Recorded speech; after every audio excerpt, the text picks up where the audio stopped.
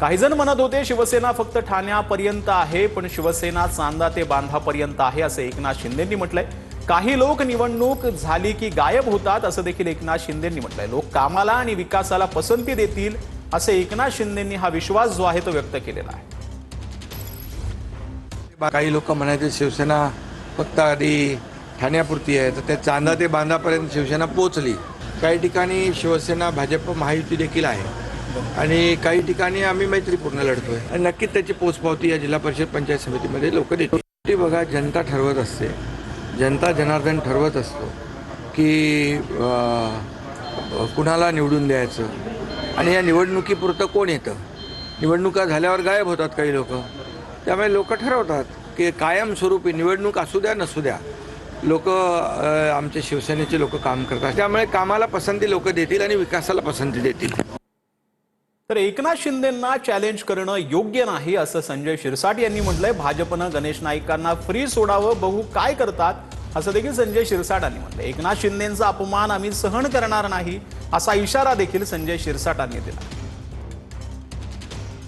त्या माणसाने शिंदे साहेबाला चॅलेंज करणं हे योग्य नाहीये, म्हणून आम्ही देवेंद्र फडणवीस साहेबाचा तसा सन्मान ठेवतो। भाजपचं काम करतात, शिंदे साहेबाच्या तोंडात नेहमी मोदी साहेब असतील की अमित शाह साहेब असतील यांच्याबद्दलचं एक आदरयुक्त त्यांची भावना असते आणि असे कोणी जरी उठून काही बोलायला लागले तर त्याचा एक तर त्यांना पक्षाने त्याची दखल घेतली पाहिजे, नसता त्यांच्यावर काही कारवाई केली पाहिजे, नसता त्यांना फ्री सोडलं पाहिजे। एकदा पाहू तर करू ना, हे उगाच आव्हाने हे कितपर्यंत चालणार आहे। म्हणून एकनाथ शिंदे साहेबांचा अपमान आम्ही सहन करणार नाही एवढं मात्र निश्चित आहे। तर दानवे काहीच दिवसात आमच्याकडे दिसतील असं उदय सामंत यांनी म्हटलंय। उदय सामंतच एका गटासोबत भाजपात चाललेले आहेत, राऊतांनी हा दावा केला। तर राऊतांनी या वर्षीचा सगळ्यात मोठा विनोद केलाय, सामंतांनी पलटवार केलेला आहे।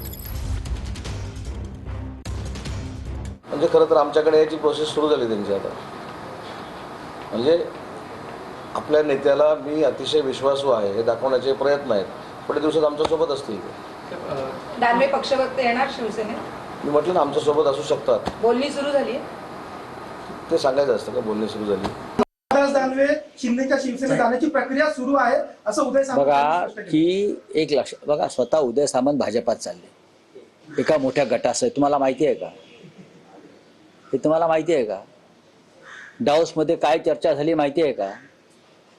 ती प्रोसेस सुरू झाली आहे का? ती प्रोसेस सुरू झाली? अंबादास दानवेंचं कशाला तुम्ही नाव घेता? अंबादास दानवे कडवट शिवसैनिक आहेत। अंबादास दानवे आयुष्यभर एका पक्षात राहिलेले आहेत।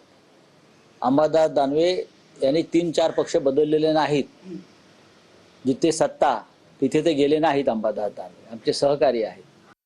राऊत हे आजच बोलत नाहीत, गेले 3.5 वर्ष ते हेच बोलत आहेत आणि संजय राऊतांनी या वर्षीचा सगळ्यात मोठा विनोद केलेला आहे। माझ्या नावाला वापरून त्यांना जर TRP मिळत असेल आणि ब्रेकिंग न्यूज होत असेल तर माझ्या त्यांना शुभेच्छा आहे। परंतु आता 3.5 वर्ष बोलून देखील उदय सामंत कुठं आहे हे एकनाथ शिंदे साहेबांना देखील माहिती आहे, देवेंद्रजींना देखील माहिती आहे आणि संजय राऊतांना तर चांगलंच माहिती आहे।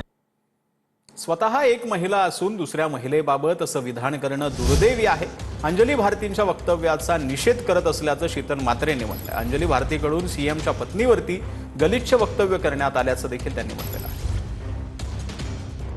होतं की अंजली भारतीसारखी एक महिला एका महिलेच्या संदर्भात इतक्या खालच्या दर्जाला बोलू शकते। मला वाटतं महाराष्ट्राची संस्कृती नाही, महाराष्ट्राच्या लोकशाहीमध्ये, महाराष्ट्राच्या राजकारणामध्ये अशा पद्धतीने एका महिलेच्या संदर्भात इतका वाईट विचार करावा, मला वाटतं हे शोभनीय नाहीये आणि याचा खरोखर लवकरात लवकर अशा प्रवृत्तीचा बंदोबस्त केला गेला पाहिजे। तर या संदर्भात सुषमा अंधारेंनी ट्विट केलेलं आहे, ते आपण पाहूयात त्यांनी काय म्हटलेलं आहे। स्वयंघोषित प्रबोधनकार म्हणवणाऱ्या एका गायिकेनं अत्यंत अर्वाच्य शब्दामध्ये अमृता फडणवीसांवर केलेली टीका ही आक्षेपार्ह आहे असं सुषमा अंधारेंनी म्हटलंय। अशा वक्तव्यांनी प्रबोधन होण्यापेक्षा गावगाड्यांमध्ये तणाव अधिक निर्माण होतो असं देखील सुषमा अंधारेंनी म्हटलं। निश्चितपणे असे वक्तव्य करणाऱ्या लोकांच्या विरोधात कायदेशीर कारवाई झाली पाहिजे, ही भूमिका मी कालच मांडली आहे असं देखील सुषमा अंधारेंनी म्हटलंय। अशा कृत्यांना वेळीच पायबंद घातला पाहिजे असं देखील सुषमा अंधारेंनी म्हटलेलं आहे। तर या संदर्भात विजय वडेट्टीवार यांनी देखील ट्विट केलेलं आहे, ते आपण पाहूयात। अंजली भारती यांनी केलेल्या विधानाचा तीव्र शब्दात निषेध करतो असं विजय वडेट्टीवार यांनी म्हटलंय।